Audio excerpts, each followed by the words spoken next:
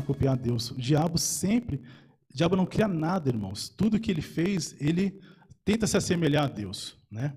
Ele tenta corromper a humanidade, dizendo que a humanidade não foi criada, foi uma evolução, Deus criou o homem. Ele tenta, né, se manifestar nos sacrifícios de bode, e Jesus é o cordeiro, né? A gente vê várias semelhanças, né, pastor, do diabo tentando imitar a Deus.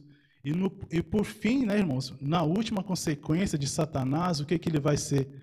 Vai ser o limite dele, né? De ele fingir ser até uma trindade, irmãos, né? A gente entende que Jesus é o Filho, o Espírito Santo, é uma trindade divina, né? Que é Pai, Filho e Espírito Santo.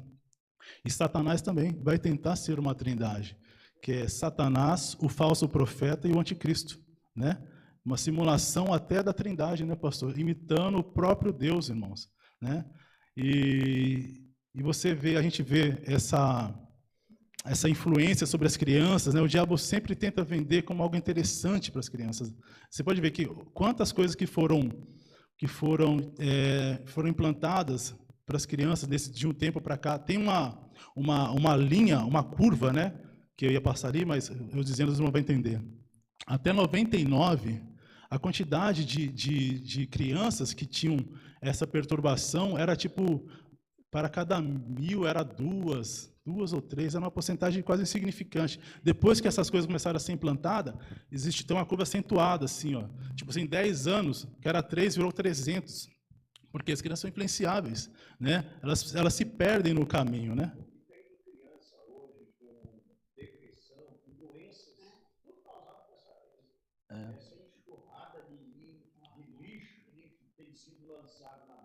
É verdade. Quem adoece da mente, se não tiver por trás da doença ou problema. E o problema é essa lixaiada toda que vem do inferno, com esses posicionamentos de pessoas, de políticos, tudo indo contra a palavra de Deus. E tudo que vai contra a palavra de Deus, vai adoecer o ser humano. Não tem como. Verdade. E vamos ler agora 2 Tessalonicenses 2,9. Você lê para nós aí, pastor? 2 Tessalonicenses 2,9.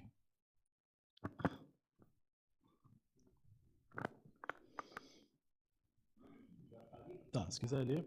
Esse cuja vinda é segundo a eficácia de Satanás, com todo o poder e sinais e prodígios da mentira. A Bíblia diz que Jesus é a palavra e é a verdade. Até nisso, Jesus assemelha o diabo. O diabo, na verdade, ele se assemelha, né, a Deus, como mentira. Se Jesus é a verdade, o diabo é a mentira, né?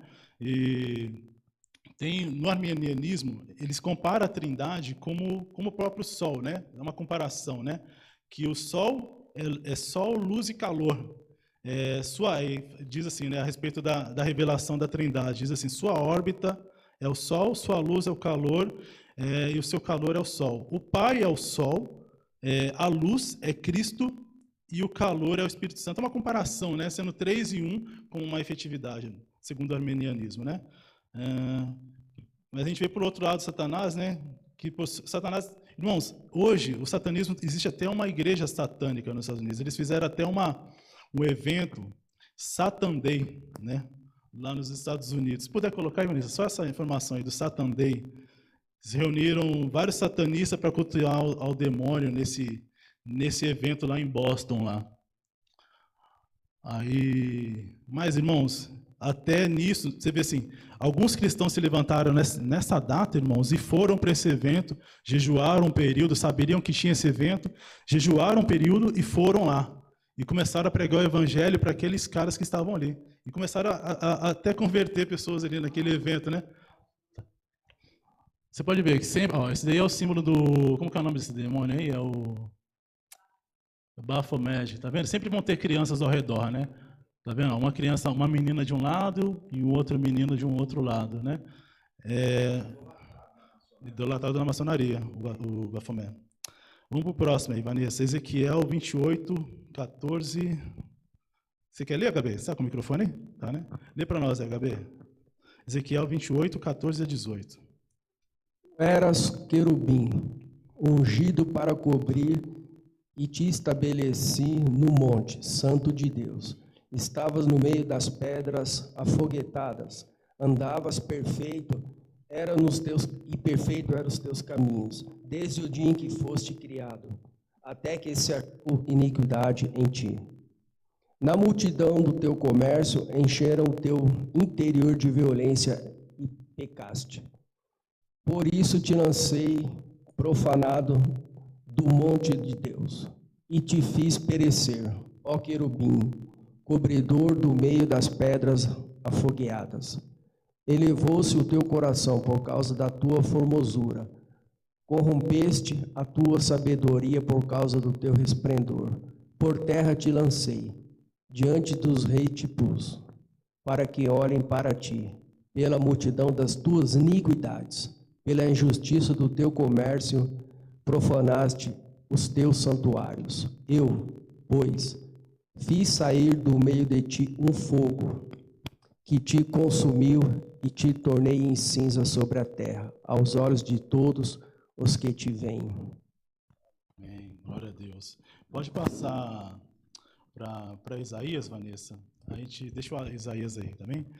Irmãos, a gente tem que ficar atento mesmo que com todas as estratégias de Satanás, amém? Vamos ler Isaías aqui, diz assim: como caíste do céu, ó Lúcifer, filho da alva, como se fosse cortado por terra. Tu que debilitava as nações, e tu dizias no teu coração: eu subirei aos céus, acima das estrelas de Deus, exaltarei o meu trono, e no monte da congregação me assentarei. Aos lados do norte subirei sobre as alturas das nuvens, e serei semelhante ao Altíssimo. É sempre o desejo de Satanás, irmãos, tomar a glória de Deus, criar a sua igreja, criar pessoas que o adorem, e por fim, como eu disse, vai se consumar no governo do anticristo, ele montando a sua própria trindade mentirosa, né?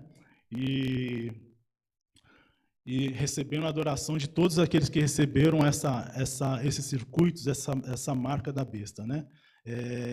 E tem um livro também de Billy Graham, que ele se assemelha, também faz uma comparação entre Deus e Satanás, né? Deus nos dá visões, né, quando nós estamos beirando a morte, né? Eu passei por uma situação dessa, não tão profunda, né, que nem o pastor, mas quando eu fiquei internado para fazer a cirurgia da pedra da vesícula, e eu estava lá anestesiado, né? E eu tive uma visão de uma mão dourada, irmãos, né, tocando, como se fosse tocando um violão, assim, né?